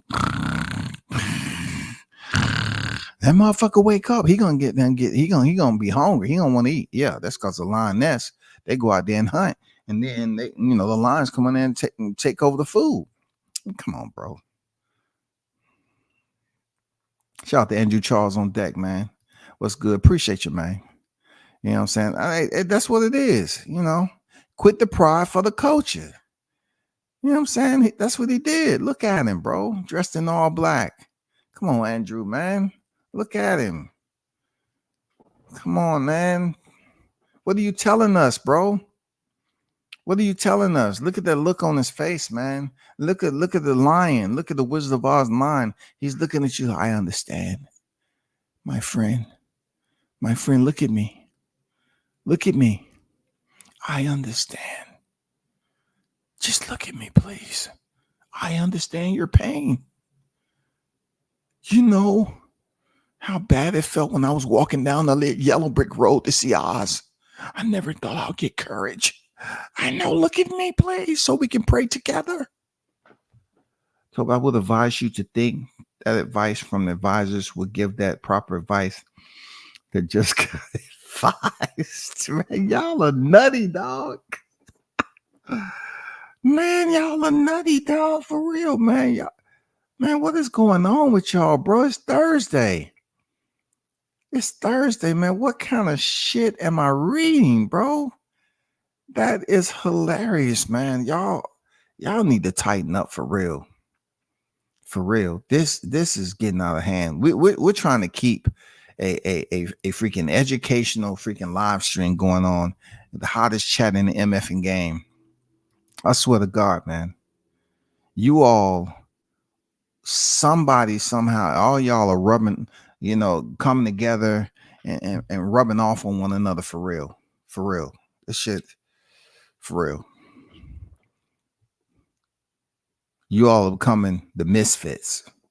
He seems to know a lot about how to cheat with pads, right? You heard that? He's talking about, well, they didn't got there and do a drug test. What are you talking about? Why are you worried about all that shit, bro? Jermell switched up something vicious. This audio was only just a year ago. Yes, sir, man. It was in 2022. You know what I'm saying? He switched up. You know what I'm saying? He switched up big time, man. He switched up big time. Dan Tan on deck. I see you in the building. NONAME is in the building. What's good with y'all? No name. That nigga wasn't no line. He was a hyena. Posed this one. I don't know if y'all know, but how close y'all cover wildlife.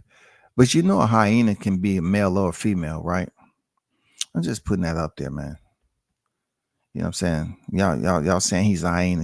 A hyena can be a male or female. Look it up. Look it up. I ain't lying. You know what I'm saying? Just like the clownfish. The clownfish can change their gender, y'all.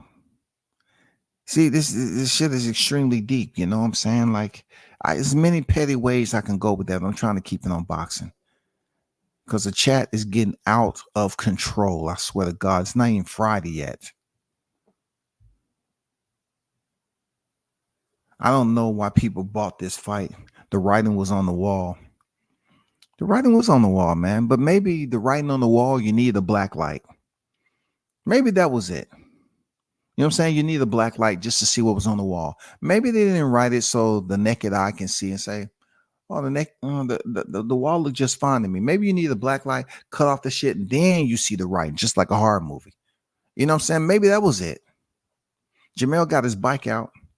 Jermell and Jamal should have had a tandem to ride around together. No, because we have to let Jermell walk this himself. He was the one in the ring. He the one that got the call up. He the one that said that Jermell Charlo provided him the opportunity. He has to go in that window by himself, man, and see what's on the inside. He didn't kick down the door or anything. Jermell Charlo crawled in through the window. You know what I'm saying? That's what he did. It takes a braver man to walk through the door in a fight of that magnitude, in my opinion. He didn't walk through the front door. He didn't. He found a window that was cracked. He said, Jermell, come on, man, go to the front. No, man, I just don't. I'm a little bit nervous, man. Oh, my God. If I walk through that door and I see my Lord, my King, my Savior, my God, Saul Canelo Alvarez, I'm just going to lose it. I'm just going to lose it. I'm not really built for this, man. I'm just talking my shit.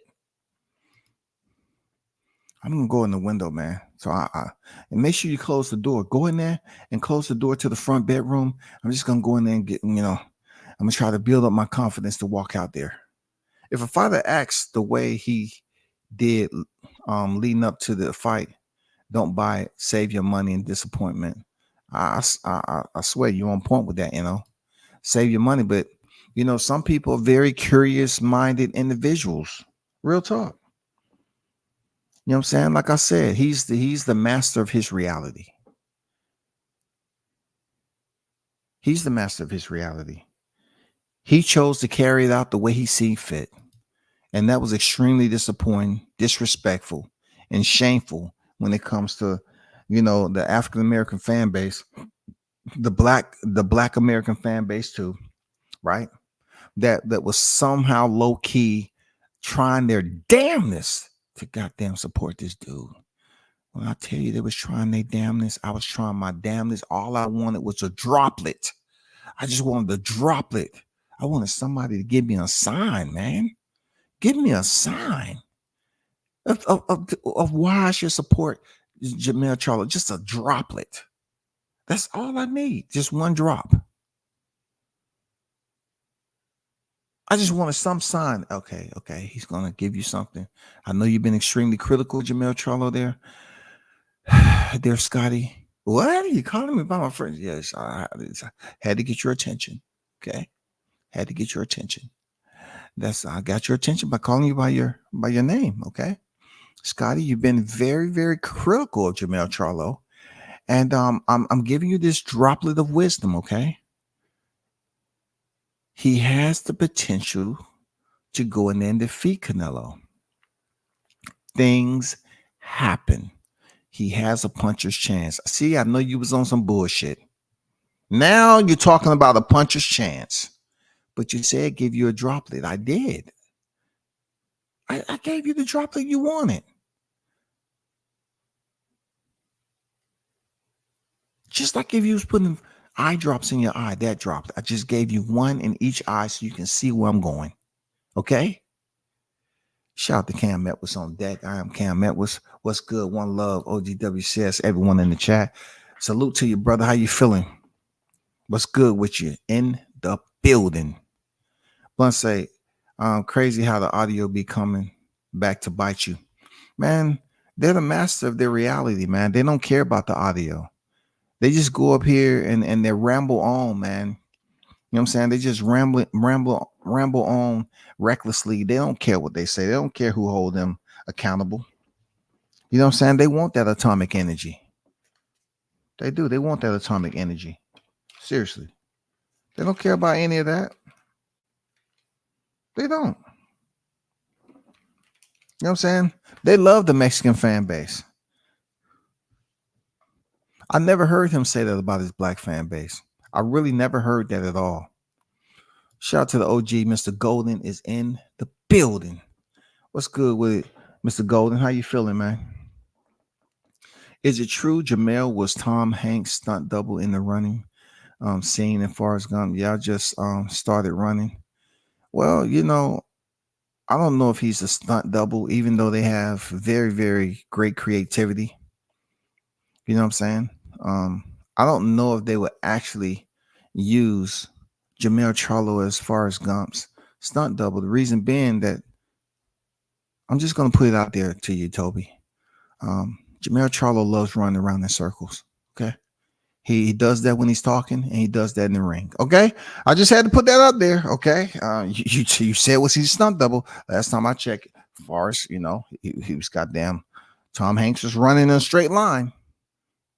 When Jermell talks about rotating, he's doing what?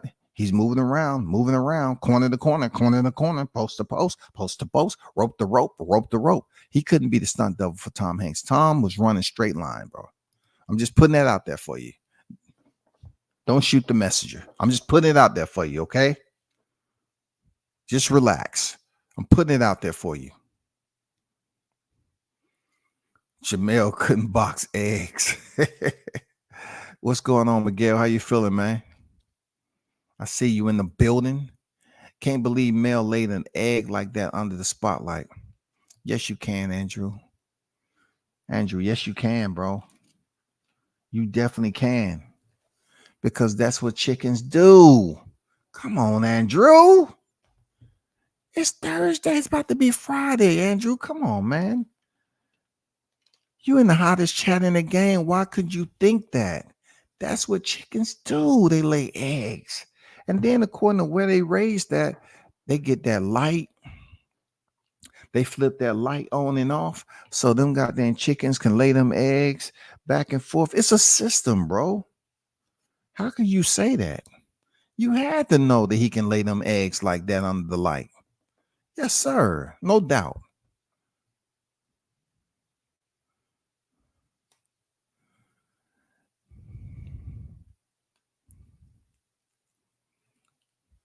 The question is Al going to pay Mel? No, I mean, I don't really care about the money aspect of it. He need to get that money however he get that money. That's not up to me to figure out. I just know that I'm hearing these pay-per-view numbers, and I don't believe in its totality. I don't believe it was freaking 1.1 million in pay-per-view sales. That's a bit janky to me at the end of the day. That seems like they have the motherfucking helium out there again blowing up these freaking numbers, and they want that shit to fly high as it possibly can so everybody can see. You know what I'm saying? They're gonna put it on every blimp, all that shit. You know what I'm saying? That's what they want you to do, man. When look, this is how they want Canelo every time he fight. They really want these pay-per-view numbers to become like a Sinadoche. You know what I'm saying? They want that shit become a figure of speech, bro. They want Canelo and high pay-per-view numbers become a Sinadoche. That's it. They want people to get there in their mind. Every time Canelo fight, man, he's gonna do over 1 million pay-per-views. That's what he. But if he's doing over 1 million pay-per-views, why can't he break any of the records though? I'm just saying, why can't he do it himself? Why can he breach any of Floyd Mayweather's pay-per-view numbers?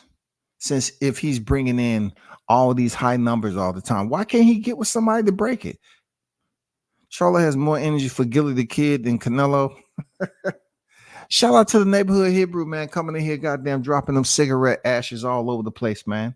Now, I wouldn't say cigarette ashes. No, that's saying somebody actually smoked. He's over here dropping freaking fire accelerant, kerosene. You know what I'm saying? Burning shit up. Seriously, you're absolutely spot on with that. Spot on.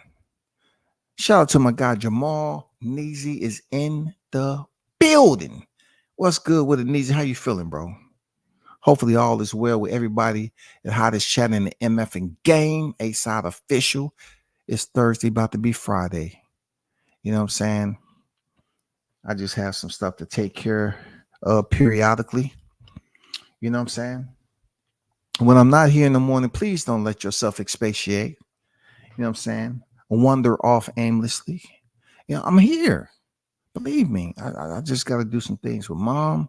You know what I'm saying? I got to handle that business, you know, make sure she's good, you know, all that. That's all, man. Debbie says, Mel must have had a handful of those sweet Texas strawberries. If he did, he'll never let us know he did, man, because he's trying to separate himself from Errol Spence as much as he possibly can. Seriously. Seriously. That's what he's trying to do, man. Did I hear cranial cap? Yes, man, the cranial cap. I love that term, cranial cap. The cranial cap. You know what I'm saying? Because it's a lot that goes underneath that cranial cap. It is. Just look at it, bro. Just listen to it. Just look at it. Listen to it, Sammy. It's not something that's gibberish. You know what I'm saying? Look what goes on in the cranial cap. If we had a dual neurological system, I'm not talking about the left and right hemisphere either, because the left and right hemispheres are still attached to the same brain compartment, right? So if we had a reserve, man, it would be great, because then we would have a little bit more of a long drawn out investigative process to say, okay, which one is he using? Is he using the first one or the second one? Why is this nigga so stupid? He got two brains. God damn. But right now, all we can go off of is what's beneath the cranial cap. You know what I'm saying? We can only go off what is firing and what is not firing. That's all I'm saying. Jermell probably replay his interviews and be crying. Man, that's I like that certified sucker though. That shit that shit is lethal for real. That shit is lethal. You're a certified sucker. That's what a goddamn A on the end of that motherfucker. You're a certified sucker. That shit is lethal, man. That cut through. That shit cut through bone. You're a certified sucker. Shut the fuck up, man. Certified sucker.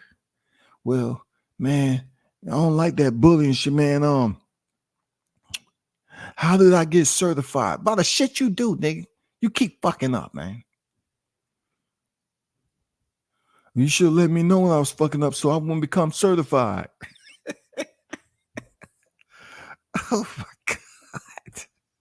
You should have let me know so I would become certified. Hey, dog. Hey, you should have let him know so he wouldn't become certified, dog. You failed, man. They say each one teach one, dog. You failed, dude. For real. You should have let that man. He was close to being a certified sucker. God damn, man. You wasn't your brother's keeper, man. For real. Jermell looked like he was had trouble spelling GED. Hey, man, he might have been that dude, man. He might have been homeschooled in the basement of an abandoned apartment, man. You never know, man, what the living arrangement was. You never know. You never know, man. Everybody has their own backstory. Bud did the exact opposite of what Charlo said. Job well done. Yes, sir. Al now like Don King with the Mexican flag in his hand. Yeah, man, he's willing to give Canelo anything and everything he wants. I mean, how can they benefit off of it though? If Canelo's getting 50 million and they're losing money off this pay-per-view, how are they making money? And what is the infatuation with just giving Canelo one fighter out of thousands all this money? Why can't that be disseminated or pretty much distributed amongst other fighters for big fights? Why can't other fighters eat? Why are other fighters starving because they just want to dump all this money into Canelo? It's not Canelo fight if he's getting the bread, but goddamn, allow some other fighters to go up here and eat too. I'm not talking about eating scraps. I'm talking about eating very nice. You know what I'm saying? Like Frank Martin. All it takes, why can't other fighters get a bit? Why can't you take that out the oven and serve it up to some of these other fighters and make it worth that? Wow, you know what I'm saying? We have to get that. We have to make that shit the way it's supposed to be. You know, get these fighters the money. Take away the damn decimals and add the commas, man. Why can't we get these fighters paid, man? Anyone see Jermell vid restaurant with his lobster napkin all in his chin talking trash about Gilly? Yeah, that's the video that he was just pretty much saying that people was bullying his kids, you know, because his brother lost and all that. I don't know about that, bro. I don't know about all that. You know what I'm saying? He said your friendly neighborhood line. Look, I never seen a friendly neighborhood lion, to be honest. Truth be told, I've never seen it. But I don't consider the Charlos friendly anything. I don't. It's just within them. Something's not right with these guys. They can play the fool. They can play nice whenever they feel like it, but ultimately they just they don't want to be nice to their own people, man. They don't. Not the stud with the tight fade and the backpack. For real, man. You know what I'm talking about, Cam? Hey, man, the studs down here in the A look different, bro. We ain't talking about people that's good at athletics. No. We talking about people who good with aesthetics. You know what I'm saying? They go to the best barbers. They get the motherfucking fade. They shit clean. They be lining that shit up, man, with the sharpest blades, going to the top of the line barbers. And then the women be coming up there, goddamn blaze, boy. I mean, hey, that's what they do, man. You ask them, they try to, man, they try to deepen their voice, man. They try to talk from the diaphragm. They practice on that shit in the mirror. Yeah, get some guys. Yeah.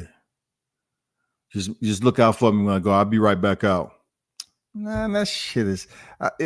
Look, if a man was doing a movie or something like that, yo, my voice can be a whole lot deeper than what it is. Real talk. But the ladies always told me they like me talking the tone of voice I talk to now, so I'm good with it. You know what I'm saying? I don't have to switch it up. But you know, them women that's out here, these studs that Jermell Charlo is talking about, hey, they got some deep voices, man. That shit ain't natural. It's this clothing store that's at this mall. We got a fine ass stud up in there, and she don't have a fade either. She got long locks and everything, but she dressed like a dude. You can tell she's a nice looking woman. You can tell.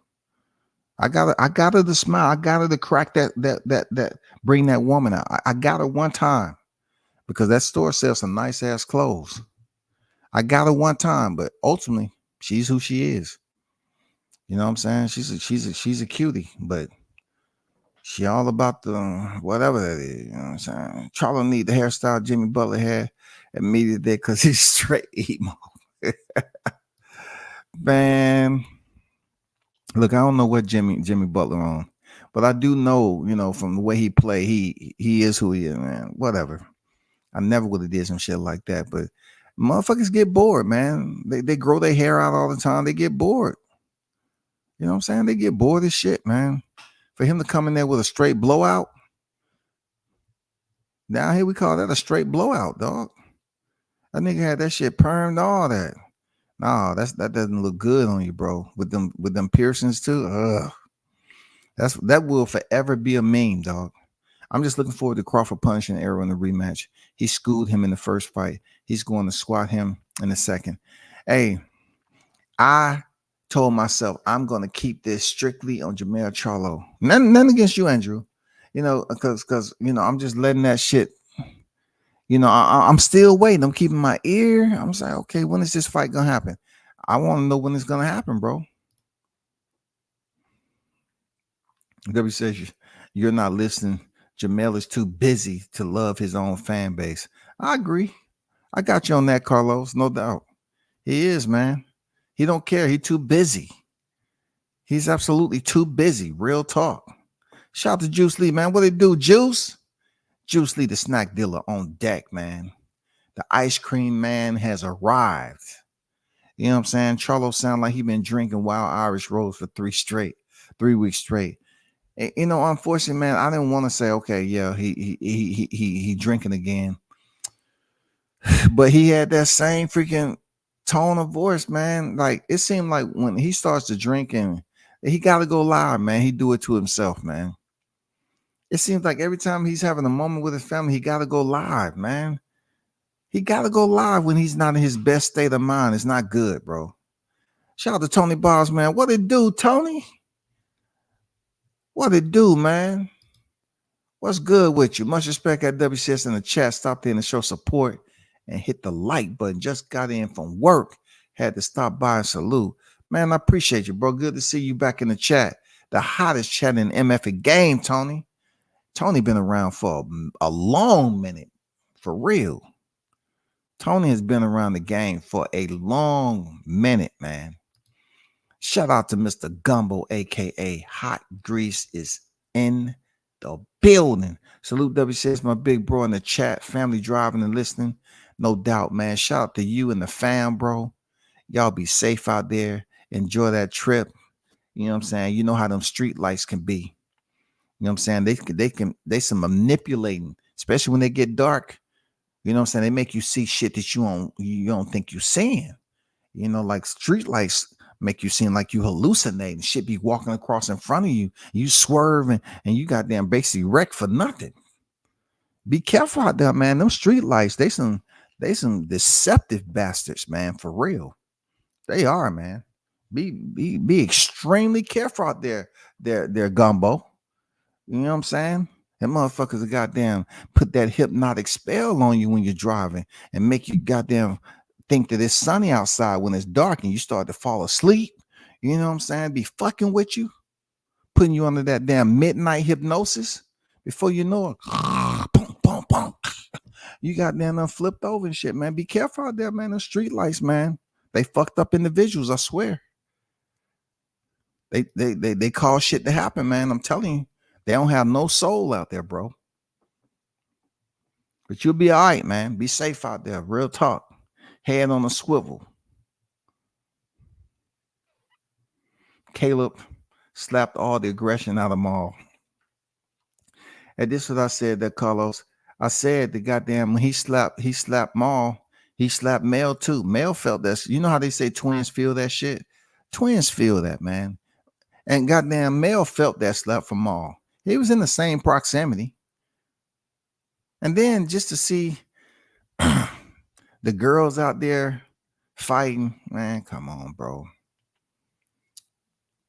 Bronx, I just sold out the Spence and the person's business booming. We trapping out of the turkey leg hut.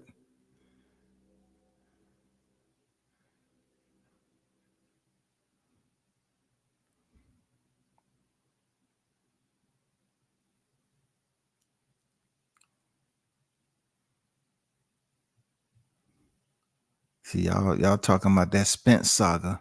I tried to do a whole live and not talk about the Spence saga. I'm gonna stick to it. Because people say, "Oh, you do it. Talk about Bud Crawford and Spence." I don't. I can talk about some other shit too, for real, man. It's just very entertaining on how, it shocked the world.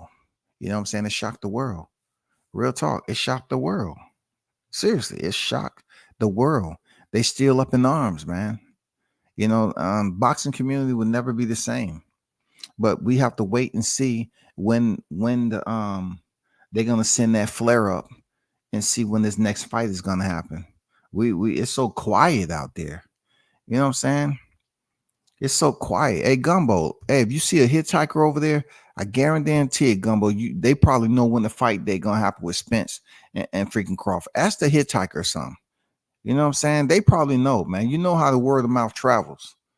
You see a hitchhiker out there or something like that, ask them, say, you heard anything about Crawford and Spence? Yeah. Just the other day, man, a guy stopped. They gave me a ride and he worked for the PDC. You saying he worked for the PBC? Yeah, the PBC, yeah. The Alman guy. The Alman guy? Oh, you talking about the Heyman guy? Yeah, the Heyman guy, yeah. And they were saying that the fight, should be soon. You know what? How soon? I think tomorrow. Well, okay. I'm gonna let you out up here at the next stop sign. I only pick you up anyway because it seemed like you had some information. I'm dropping you off up here, goddammit. And here go $2. Go get a Snicker bar and a soda or something. Shit. And don't steal anything either. Don't steal anything. Because I don't want them looking at the goddamn highway cameras and saw you in my freaking vehicle, dog. I don't want them goddamn stopping me, state troopers stopping me. Excuse me, sir. We have to ask you some questions. We have a tow truck on the way because we checked the cameras. Yes, this hitchhiker came out your vehicle. Yes, he did. We got to take you down to the station. Pretty much we got a tow truck inbound. We're gonna impound your truck. It's $350 a day. We're just gonna ask you some questions because he went in there and he stole the Snicker. Okay, he stole the Snicker and a Good Bar. And he went in there and got 2 Canada Dries. And we asked him, hey, why did you do that? He said, I was getting one for the guy who dropped me off. He the one gave me the money to come in here and get it, but it wasn't enough. He knew it wasn't enough, so I stole it. Did you know his name? Yeah, I heard the guy. Some channels call him Gumbo or something. Oh, like the gumbo you eat? Yeah, Gumbo. I guess they cook it in the hot grease or something. Man, I'm gonna let y'all go, man, for real. I'm gonna let y'all go because it's about to be Friday soon. And the way this chat has been acting, man, y'all on some other type of time for real. Y'all on some other time, man, for real. But big shout out to the hottest chat in the MFing game, A-Side Official. Man, we should do this again. Y'all continue with that hot grease. Appreciate y'all, man. Hit the like button on your way out. And when it comes down to it, Charlo blew his shot at greatness, y'all. A shot with Crawford is up in smoke. I don't see people talking about that shit anymore. I don't see people chit-chattering about it.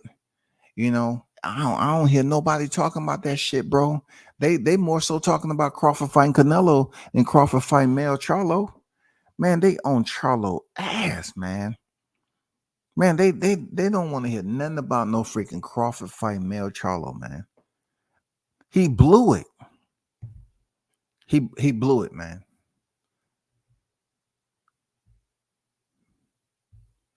But y'all hold it down, man. Appreciate y'all pulling up as always. Always, you know, we on that type of time. Until we do it again, peace, man. I'm out.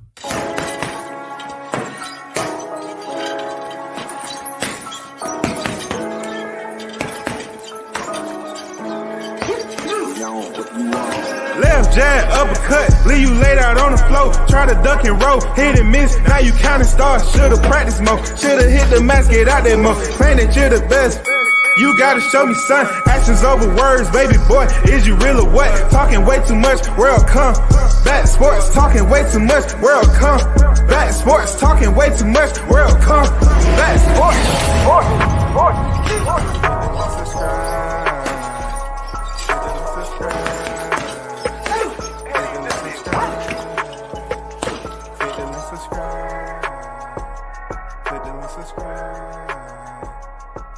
subscribe.